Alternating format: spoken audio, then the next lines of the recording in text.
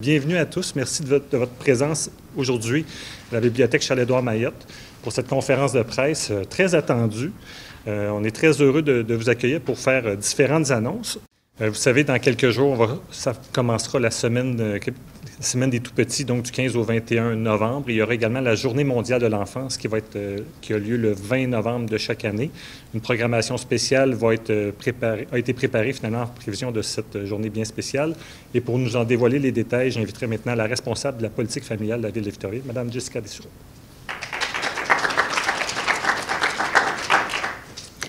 Bonjour tout le monde! Je sens une fébrilité aujourd'hui. Honnêtement, là, je ne m'attendais pas à voir autant de personnes.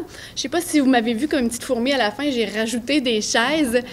En même temps, je pense que je parlais avec Marie-Pierre Patry du sport. Elle dit parce qu'on est assez content de sortir.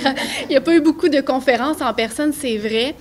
Mais je pense qu'il y a une autre raison, puis Marie-Pierre, tu seras d'accord sûrement avec moi, c'est qu'on a tous à cœur les droits de l'enfant. Et je voulais commencer par le lancement d'un slam. Donc, vous vivez une primeur aujourd'hui. Il y a un slam qui a été préparé au cours des derniers mois. C'est une collaboration, je veux le souligner, parce qu'on a parlé beaucoup de la politique familiale, mais politique jeunesse. C'est une carte de visite à Victoriaville aussi. Donc, ma collègue Marie-France Dupuis, qui fait partie de ce projet-là du slam. Collaboration également avec Charline Boivin, qui est juste là, tout vêtue de bleu, la dame en bleu aujourd'hui, et qui travaille pour les bibliothèques de Victoriaville. Donc, avec la politique familiale, on s'est unis ensemble pour donner l'opportunité aux jeunes d'apprendre à faire un slam. Je ne sais pas si vous êtes à l'aise là-dedans. Moi, non, pas du tout. Donc, cette forme de poésie scandée, surtout un mode d'expression. La municipalité Amis des enfants, on veut donner la chance de prendre la parole. Donc, quelle belle façon que de le faire par l'entremise d'un slam. Et on s'est donné comme thématique, vous n'allez pas tomber en bas de votre chaise, là, les droits des enfants. Et ce slam-là, dans le fond, on a permis à des jeunes de 9 à 13 ans de découvrir cet univers. Comme je vous disais, je n'ai pas ces compétences. Alors, ils se sont fait accompagner d'un slameur professionnel qui s'appelle Elémo, qui leur a donné des trucs, montré un peu le champ lexical, comment ça fonctionne. Et Charline, qui était là pour les accompagner dans l'ensemble de ces ateliers virtuels. Et enfin, ils ont pu se rencontrer en personne aussi pour la rédaction, mais surtout pour enregistrer le slam dans un studio professionnel. Et ça, je pense que c'est une belle expérience que l'on peut donner à nos jeunes.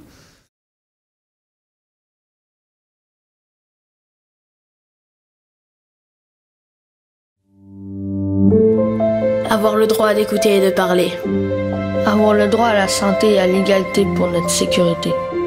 Avoir le droit de faire des choix. C'est plus important selon moi. Les adultes qui nous imposent leurs lois, qui nous disent que nos opinions ne font pas le poids. Ça, je n'y crois pas.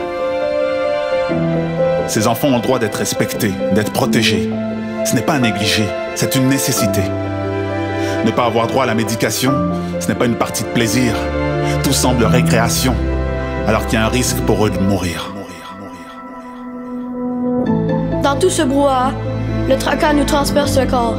La colère, notre colère, si elle éclate comme l'éclair. Ce sont des jugements qui nous seront lancés par les grands comme des pierres. N'oubliez pas que ce sont des personnes à part entière. De notre part, ils ne méritent pas d'entendre ce langage vulgaire. L'égalité entre les âges, c'est seulement ce qu'ils la réclament. Qu'une inégalité immense à ce point existe, cela devrait sonner une alarme. Nous méritons d'être entendus avec respect, avoir accès à l'amour sans excès, à chaque jour ressentir la paix. Ils méritent d'être entendus par tous et chacun, eux et leurs causes. Prenez une pause, observez autour de vous. Il y a encore beaucoup trop de droits non respectés dans cette communauté abîmée. Alors, vous devez les écouter car le temps leur est compté. Ils doivent vous expliquer comment leurs droits doivent être respectés. Je mets un point sur la table pour clamer mon identité. Notre souhait est que cette charte soit insérée dans chaque pays du monde. Après tant d'années pour nous, chers enfants à souffrir dans l'ombre, sans pouvoir pousser un seul cri de détresse. Sortons des rênes de l'humanité. Défaisons les tresses de la cruauté pour un monde en santé. Paré pour l'égalité.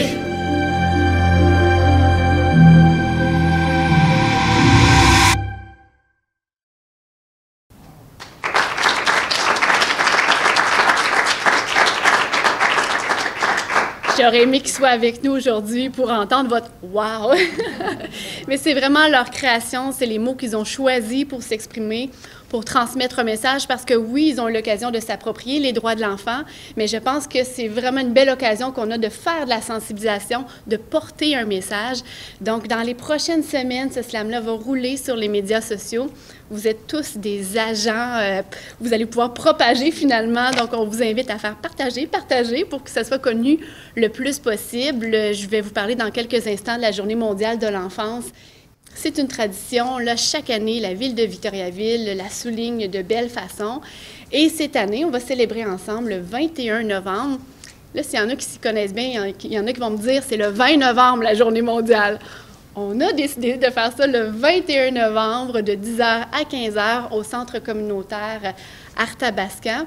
Pourquoi le 21? C'est qu'on fait un super beau partenariat, notamment avec le mouvement Hop la Ville, je la pointe. Je l'appelle Miss Hop affectueusement. Stéphanie qui est responsable du mouvement Hop la Ville. Donc, on s'intègre à la programmation Hop la Ville. Qu'est-ce qui attend les familles comme expérience lors de cette journée-là? Bien, ça s'adresse tout particulièrement aux enfants âgés de 3 à 12 ans. Et vous savez, tout au long de l'année, on a des activités, des fois, avec des ballons, des clowns, pour divertir, pour s'amuser. Bien sûr, on va être là dans un contexte ludique, le 21 novembre, mais on voulait encore une fois mettre les droits des enfants en avant-plan. Alors, on a créé le parcours bleu. Ne pas confondre avec le panier bleu, ça c'est autre chose. Donc, le parcours bleu, le bleu étant la couleur de référence, vous avez peut-être déjà vu le fameux ruban bleu pour les droits des enfants. Les familles vont se présenter au centre communautaire et là, il y aura un parcours qui sera composé d'une dizaine de stations de divertissement qui vont incarner l'un ou l'autre des droits. Et merci beaucoup, Charline, tu es plus rapide que moi, c'est parfait. Les droits, on en parlait depuis tantôt, autant pour le slam que c'est ceux-là, les droits de la Convention des Nations unies. Donc, on voulait leur faire vivre l'expérience à travers différentes stations et je vous donne des exemples. Alors, encore une fois, je fais un clin d'œil aux bibliothèques qui seront présentes pour avoir une sélection de livres que les familles pourront consulter qui parlent des droits des enfants. On pourra même les emprunter sur place.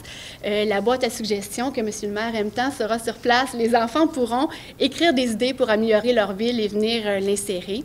On aura une station qui touche le droit à la protection contre la violence. C'est une collaboration avec Espace Centre du Québec qui va nous présenter, si vous ne connaissez pas, je vous invite à le découvrir avec vos enfants, une application qui a été développée qui s'appelle Futuraville. C'est un jeu vidéo qui permet aux enfants de découvrir des situations peut-être de violence ou d'inconfort et de voir comment on peut aider. Donc, il y aura des portables pour que les enfants puissent jouer, entre autres. Les besoins primaires, ça demeure là, la nourriture, vêtements, logement. On aura une belle station à l'extérieur avec un feu et du maïs soufflé. Là. J'y tenais vraiment. Donc, chocolat chaud, maïs soufflé. Et on a Marie-Pierre Patry du support qui sera là pour représenter le côté, justement, vêtements, mais c'est beaucoup plus, le support. Chaque année, on faisait des marionnettes avec les tout-petits à partir de matériaux recyclés. Cette année, pandémie oblige, on est plus dans un feu roulant où les gens vont circuler, mais le support sera là pour remettre du matériel de bricolage. Les enfants pourront repartir avec, confectionner leurs marionnettes à la maison. Bon rabais, justement, aussi également, qui sera remis pour faire des achats chez le support. Une station sur la santé avec la fameuse brigade Hop la Ville qui sera là pour faire de l'animation. On a une station jeu, le centre communautaire qui est avec nous. Mylène, je te cherche des yeux. Donc, on aura un jeu gonflable, des jeux d'habileté, de l'animation sur place aussi. Et un droit qui porte sur la possibilité de donner son avis. Alors, il y aura une salle qui sera réservée au slam. Les gens vont rentrer, le slam va être diffusé en boucle. Donc, une dizaine de stations. Je ne vous révèle pas tout aujourd'hui. Je vous invite à venir sur place vivre le grand parcours bleu. Et à 13h30, on aura le dévoilement de la nouvelle mascotte du Petit Carnaval du centre communautaire. Et encore une fois, je regarde Mylène. Capi, qui est la mascotte officielle, commence à être fatiguée, je pense, hein? était due pour sa retraite. Et quand on dit qu'on veut donner la chance aux enfants de s'exprimer, ça prend toutes sortes de formes. Et en avril dernier, le centre communautaire a lancé l'invitation aux enfants à dessiner la future mascotte. Alors, c'est cette mascotte qui sera présentée au grand public à 13h30 dans le cadre de la Journée mondiale, toujours au centre communautaire. Alors, on vous invite à venir rencontrer la relève de Capi. La programmation complète se retrouve sur le site, vous l'avez dans le comité, le Vic-Pointeau Enfance 2021. On vous invite à aller y faire un tour. Je termine en disant merci d'être si nombreux à croire en nos enfants à être actifs d'une façon ou d'une autre. Merci au Centre communautaire de se joindre à nous pour la Journée mondiale de l'enfance. Espace Centre du Québec, le support également. Comité consultatif de la politique familiale, c'est toujours chouette de voir les membres qui se déplacent, qui partagent leurs idées, qui propagent nos informations aussi. Merci à mes collègues, je vois entre autres Marie-Michel qui est là, organiser des activités comme celle-là tout seul. On a la broue dans le toupette, donc c'est vraiment chouette de se sentir appuyé. Merci beaucoup. Merci également à Jean-François. Alors sur ce, je prends un peu d'avance et je vous souhaite une belle Journée mondiale de l'enfance.